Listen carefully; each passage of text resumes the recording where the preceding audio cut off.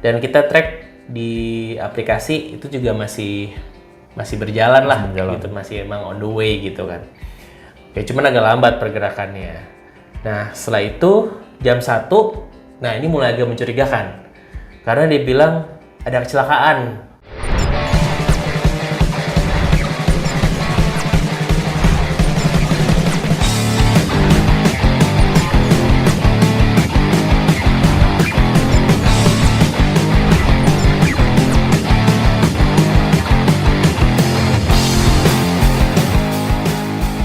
Oke guys, welcome back to my channel Akang Racing. Nah, sekarang gue lagi kedatangan tamu nih. Sebelah gue temen gue udah kenal lama. Dulu satu kantor sama gue, sekarang udah beda kantor. Tapi kita sekarang punya passion yang kurang lebih sama. Itu apa? Ngonten. Oke, sebenarnya tujuan kita ngonten itu sebenarnya buat bantu awareness juga. Kadang-kadang informasi itu mungkin nggak kita dapetin hanya di internet, tapi kita juga bisa sharing. Ya. Oke, sebelah kanan gue ada Mas Wiro Hamjen. Ya, halo semuanya. Nah, Wiro, ini sebenarnya gue undang ke sini. Thank you nih udah datang Mas Wiro. Ya, sama-sama. Jadi sebenarnya kita mau bahas tentang teknologi.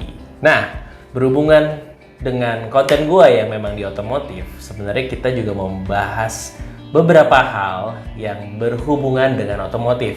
Sebenarnya tidak hanya otomotif itu sendiri, tapi kita juga bisa agak sedikit melipir. Contohnya, kita kan suka kirim-kirim barang menggunakan jasa-jasa, kita sebut saja PTA, PTB, PTC ya, yang memang sekarang sangat mudah digunakan buat kita semua ya. Kita tinggal klik, kita tinggal pesan. Lalu si barang ini, si forwarder ini akan datang menjemput dan akhirnya mengantar barang kita. Oke. Ya. Nah, sebenarnya Wir, gua tuh punya pengalaman buruk. Oke, gimana tuh? Nah, ceritanya ini sebenarnya sekitar 1-2 minggu yang lalu lah. Ya. Nah, biasalah kita suka ada event. Nah, ada tim marketing gue itu pesan yang yang orang ores-ores itulah. Itu semacam forwarder online juga kan, gitu kan. Yang kita tinggal buka aplikasinya, terus abis itu ya mirip-mirip yang hijau gitulah. Ya kan. Cuman kalau forwarder online ini warnanya orange. Nah, mungkin teman-teman tahu ya silahkan pikirin sendiri deh itu apa. Tapi intinya kondisinya begini.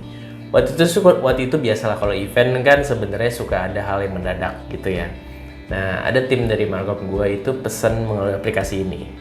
Lalu setelah itu hari Kamis kita itu mau install, atau acaranya hari Sabtu, hari Jumat kita mau install, kita kirim barang hari Kamis.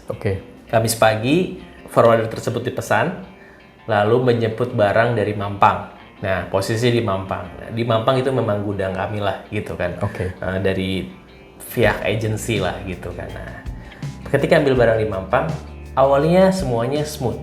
Ya seperti biasa kita melihat dari aplikasi, biasanya dari rating ya kan. Ya, betul. Dari rating, bintangnya 5 gitu kan ya. At least di atas 4,8 atau 4,9 lah gitu kan. Nah, itu selalu kita cek yang pertama kali. Everything oke, terlihat tidak ada yang mencurigakan, diambillah tuh barang.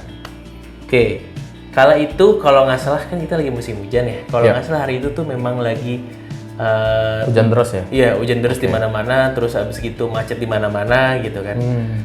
Nah, kita memang agak sedikit memaklumi kalau memang agak terlambat, delay ya. Memang posisi juga agak jauh. Jadi kita ambil dari Mampang untuk diantar ke BSD. Nah, itu kan lumayan ya, takes time. Jadi akhirnya kita juga kalau nggak salah waktu itu diambil jam 10 siang. Hari Kamis sampai jam 12 itu memang saat itu dibilangnya masih macet, dan kita track di aplikasi itu juga masih berjalan lah, gitu, masih emang on the way gitu kan. Cuman agak lambat pergerakannya. Nah, setelah itu jam 1, nah ini mulai agak mencurigakan karena dia bilang ada kecelakaan. Seperti bilang seperti itu, ada kecelakaan katanya. Jadi gimana? Ya deh, ini sedang diurus. Setelah dilihat kita peta, memang ada progres, cuman memang mengarah agak sedikit membelok gitu. Dan dibilang dia harus tanggung jawab dulu gitu kan untuk ke bengkel karena kan kecelakaan dia mesti urusin segala macam gitu kan. Oke. Kita maksudnya nggak apa-apa juga karena kan toh anyway baru pasangnya besoknya lagi. Nah, ya udah setelah jam 2 kita cek lagi itu sudah mulai nggak bisa ditelepon. Oh, oke. Nah, dari jam 2 kita coba hubungin tidak bisa diangkat. Di aplikasi juga tetap stay di tempat terakhir kita lihat. Oh, GPS-nya kayaknya udah dimatiin sama dia. Nah, itu. Nah, nanti kita bahas tuh. Boleh, GPS-nya dimatiin atau memang dia dibuang atau nggak tahu. Itu GPS, mungkin ntar lo bisa jelaskan GPS itu berbentuk apa biasanya yang dipasang untuk mobil-mobil ini gitu kan. Nah, bisa juga dari handphone atau SIM card dibuang atau gimana kita mungkin bisa bahas nanti. Nah, udah sampai sore sampai malam tidak bisa dihubungin. Kita telepon si vendor ini gitu kan dan ternyata dia akan coba investigate lebih lanjut. Dan sampai hari ini udah 2 minggu lewat ya kita anggap itu hilang.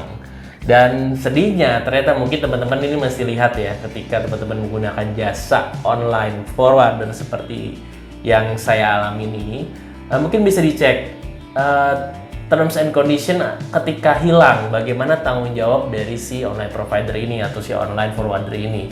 Karena yang saya alami adalah tim kami itu ternyata tidak diasuransikan.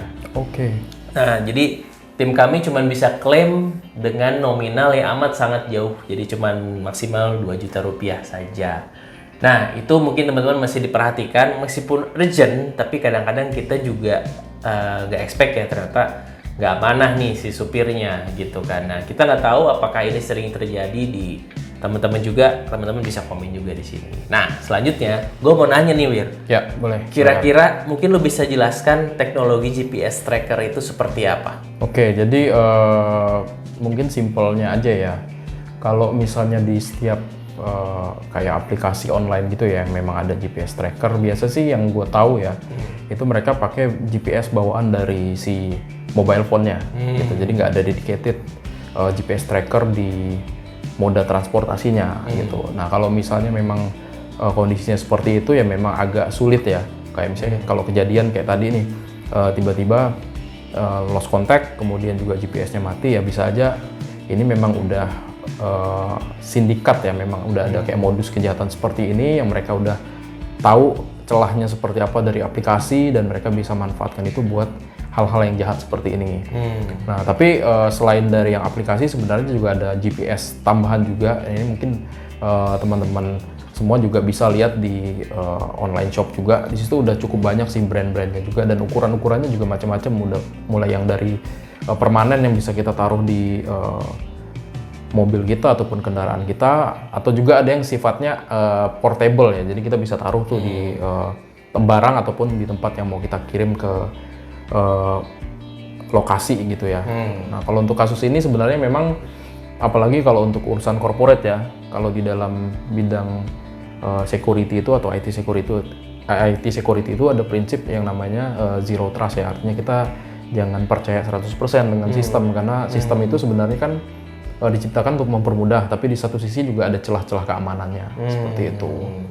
Oke, nah kan kira-kira cukup menjelaskan ya backgroundnya. By the way, gue lupa kenalin kalau Wiro ini sebenarnya ngonten juga, nama channelnya apa namanya? Gue sebenarnya bikin akun Instagram namanya hacky.techy. Jadi ini ngebahas ke arah cyber security awareness. Jadi kalau misalnya teman-teman mau lihat-lihat, mau tahu informasi mengenai cyber security juga bisa follow di bawah ya. Ada di bawah. hacky.techy. Oke, nah gue sempat lihat ini memang channel ya, apa namanya, akun baru ya yang dibikin sama Wiro, tapi teman-teman pasti bakal anjir lihat banget nih gitu. Karena memang sering kejadian, terutama mohon maaf kita mau masuki Ramadan ya kan. Nah, karena biasanya itu kalau mau lebaran tingkat kejahatan itu semakin meningkat gitu ya. Jadi kita harus menjaga diri juga. Kita juga harus sharing awareness ya, coba-coba cari informasi juga kalau memang kita juga mesti waspada, banyak sekali ancaman yang berhubungan dengan cyber digital ya, cyber security. Oke.